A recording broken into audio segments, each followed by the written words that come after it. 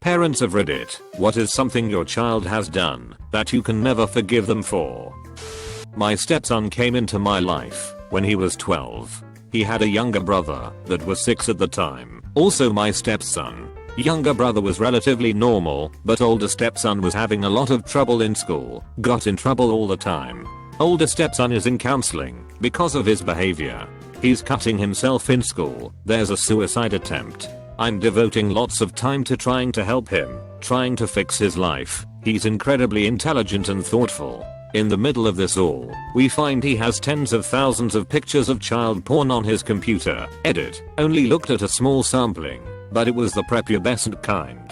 We delete them, consult a lawyer, bring it up in counseling, lock the computer down, install monitoring software. Stepson figures out how to get around everything, is clearly addicted to child pornography.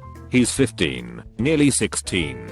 He brings home his 14-year-old girlfriend's underwear. I take them away. Edit, his therapy program specifically forbade this. See comments for details. He comes at me with a knife. Police are called, but he's smart and knows how to work them. We find a treatment program to deal with child pornography addiction. Go to counseling once a week and group counseling once a week. Part of this program is admitting your wrongs. You have to come out and admit it in front of the group. He drops a bombshell. He's been molesting his younger brother since he was 6 or 7, and he forcibly raped his now ex-girlfriend. The dad won't press charges because there's no proof, so we have to do this all voluntarily. We have to ask the state to please take him and give him services. If we don't, the state will take his younger brother and place him in protective care. It's a pretty traumatic process. He's removed from the home and placed in a day treatment program by social services, but only after several awkward months. In the meantime, his younger brother is having issues. He throws tantrums all the time, has to be restrained at home.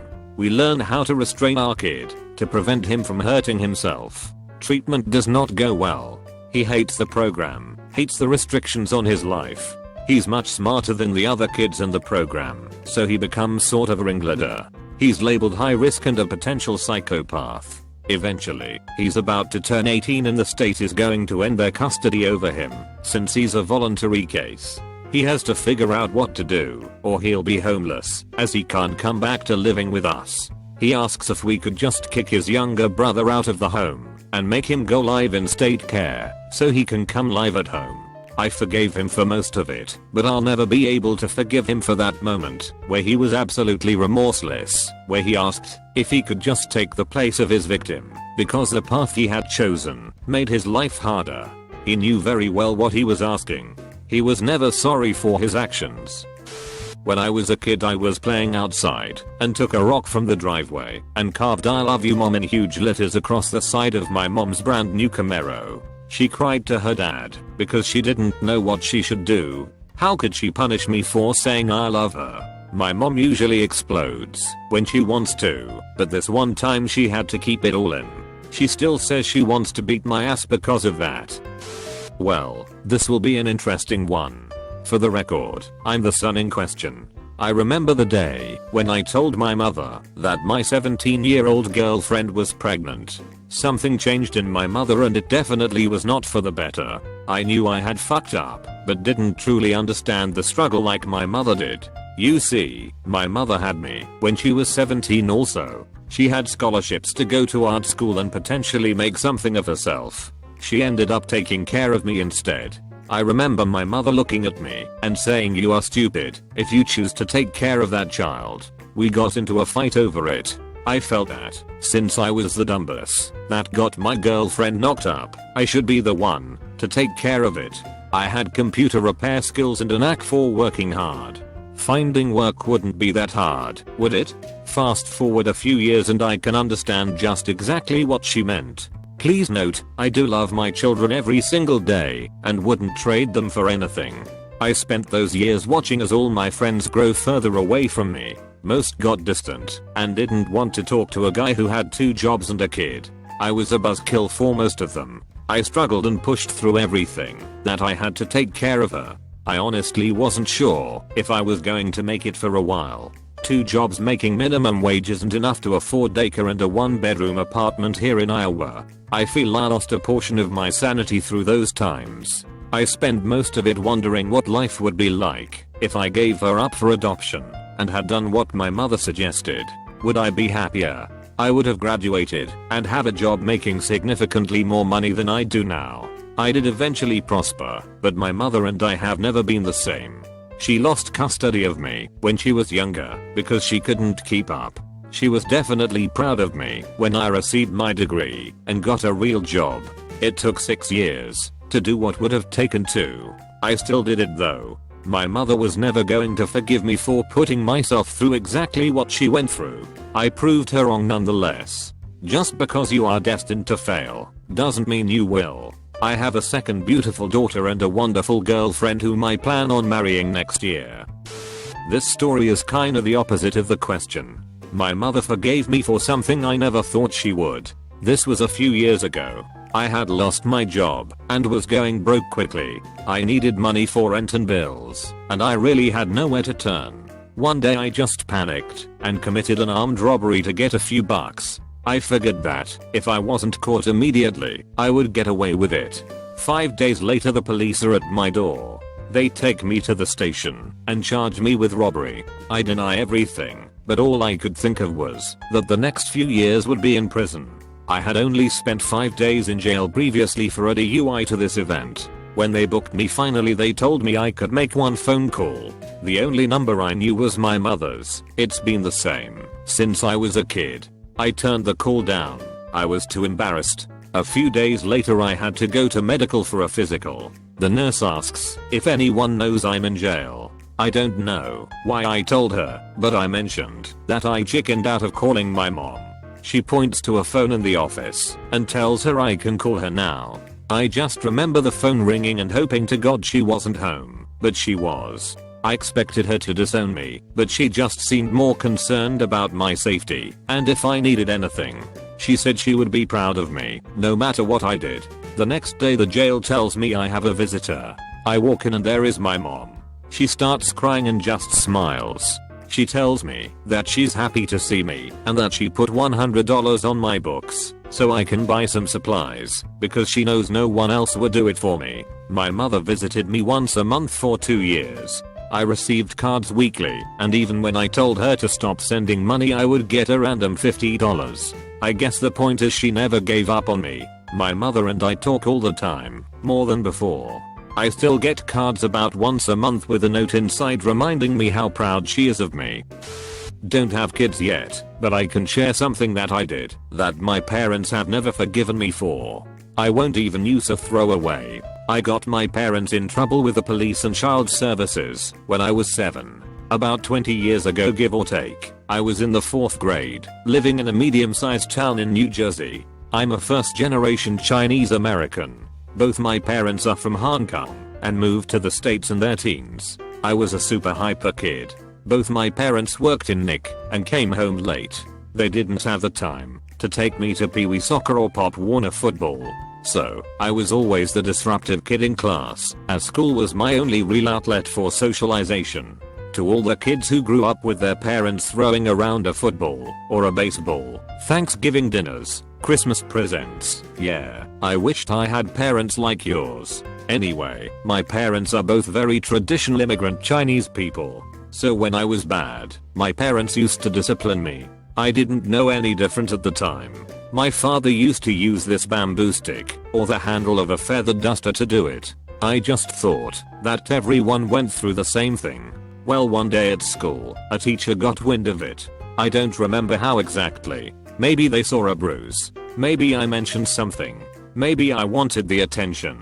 It's all a fuzzy blur, but very quickly, word went from my teacher to nurse, from nurse to principal, from principal onward. You get the point. It got ugly fast. Phone calls were made, and that night detectives were at my house. My parents knew something was up cause they started getting phone calls. When my mom got home from work, I remember she said hey Wap instead of my normal name of Wapoon. She'd never called me that in my life. I knew I fucked up. It was bad. Very bad. I tried explaining that my dad never hit me cause he was angry or enraged. but it was just the way he did things. I guess that lessened what punishments would have come their way. Eventually, things started to clear out. We were lucky, I guess. We had to go through family counseling. My parents never forgave me for that. From that till now, I've been treated as a second-class citizen till the time I left the house and went to college. I would get the 1-ply toilet paper, while everyone else got the 2-ply, so to speak. I had a kid sister whom they babied and gave the world to and celebrated. Growing up, I felt more like a financial liability to my parents, rather than their flesh and blood. I became an angry teenager who listened to a lot of Rage Against the Machine and Papa Roach at the time. I cringe at Papa Roach as I type this. I can empathize with both sides though. To my parents, I was their pride and joy, who inexplicably and suddenly became for them this source of terrible shame and remorse. I guess for a proud traditional Chinese man, I hurt him very much, in a world where Chinese men are taught to be bulletproof emotionally. On the other hand, I think, dude, this is America. This isn't the same place as where you came from. For many years, I have trying to repair my relationship with my parents. Maybe they fucked up. Maybe I fucked up a little too. It taught me that the world isn't perfect and maybe that's okay. I have some serious fears though about me being a shitty dad as a result of all of these things. I hope not. For what it's worth though, I think I'm stronger for it. I don't harbor any ill feelings anymore, despite how awful it must have been for all of us through those years. I hope that one day they will forgive me, because I know I have forgiven them. Not my child, but this is about my younger brother. He's an alcoholic, and has been for the past 15 years. He's only 32. Anyways, when he drinks he's a completely different person. I'm not talking about a sloppy drunk, but more like a possessed demon, filled with absolute hate. He never finished high school, and barely got his JED. Hasn't worked in the past few years. Our mom supports him financially, car paid for, apartment paid for, spending money provided to him. Basically, she's an enabler and he's a manipulator. His drinking is so out of control, I've had to cut him out of my life. It's sad, because he has a nephew who constantly asks for him, and I just have to tell my son Uncle Drunk has moved far away. My brother has never made an honest attempt at sobering up. In fact, he's full of excuses. I can't have that in my life or my family's life anymore, and for that reason I've completely cut all ties with him. I can never forgive him for putting alcohol ahead of family. Although many problems can be traced to fucked up parents, sometimes people are just broken. Or break.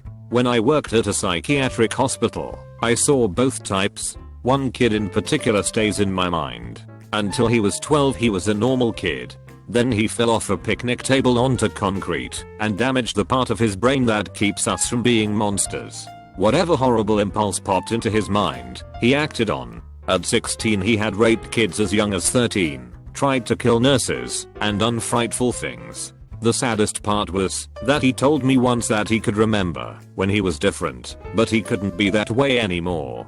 His parents would have tried to take care of him forever, but he was a big kid, and once he raped a child, the courts took that decision away from them. You can love them, but when you love a sociopath, you must also protect yourself from them, because they feel absolutely nothing. Sometimes people break. Sometimes they're born broken. Friend of a friend, I met the guy in passing a few times, and he was a major asshole and a horrible person. Lazy as all fuck, this guy hated working. All he wanted to do was watch sports, drink, and eat. He worked only when he absolutely had to, lied to everyone about what he did. Yeah, I work for Dell/IBM/Big Bank/Huge Corp in their fuck it department. And was one of those know-it-all bastards who jump into any conversation and make it about them. He would start some job, work for a bit, then quit because it was not challenging enough, or they don't pay me enough for my knowledge. Sound like he was a smartest 20-something? He was a 50-year-old man-child. He started doing drugs, then lost job after job, because he quickly got to the point where he couldn't stay clean for more than a week. I know he was fired from one job for showing up still drunk from the night before, and another because he was found passed out in the bathroom after shooting up something. Started to sell drugs to try and make money, got involved with a LTR with a prostitute. Stole money from his mother. Father died when he was a kid. She was in her 80s, disabled, and not all mentally there. Drove to Oklahoma or Louisiana to gamble at the casinos. Lived in her house. Tried to get her to change her will so he would get everything, and made her sign a fake, handwritten version. Abused her. Tried to sell the house in some shady mortgage deal and get power of attorney over her. She wasn't really in a mental or physical state to do much other than sit in her chair and cry all day. It didn't help that the hooker girlfriend would sometimes bring Johns to the house when he was there, and when he wasn't, the rest of the family tried to do everything they could to get rid of him, and his sister was finally able to get power of attorney over her only a week or two before she died. Even though they got her into a nursing home, she declined quickly. Afterwards he wasn't supposed to get the house, but he refused to leave. He basically started to hoard crap inside and barricaded himself in while the family was trying to get him to leave. The police wouldn't get involved. Don't know why. Less than 6 months after his mother died, he was killed, or died of a heart attack, or something. Remember the prostitute girlfriend? Yeah, she and her 21-year-old son showed up one day and beat him to death. I don't remember if anyone knew what was said, but it was loud, with yelling and screaming, to the point neighbors called the police. The son and his whore mother got in their car and drove off before the cops got there. They walked in, found his body, and since they knew who he was, called his sister and aunts to let them know. No charges, no investigation worth a damn, just another druggie dead, as far as they were concerned. After the rest of the family came in to clean up and sell the house, they found drugs stashed in closets and under trash, and anything of value of the mother's gone. Family heirlooms like jewelry and furniture weren't where it had been for 50 plus years. No one knew if he had sold it all before, or if the hooker girlfriend stole it when they killed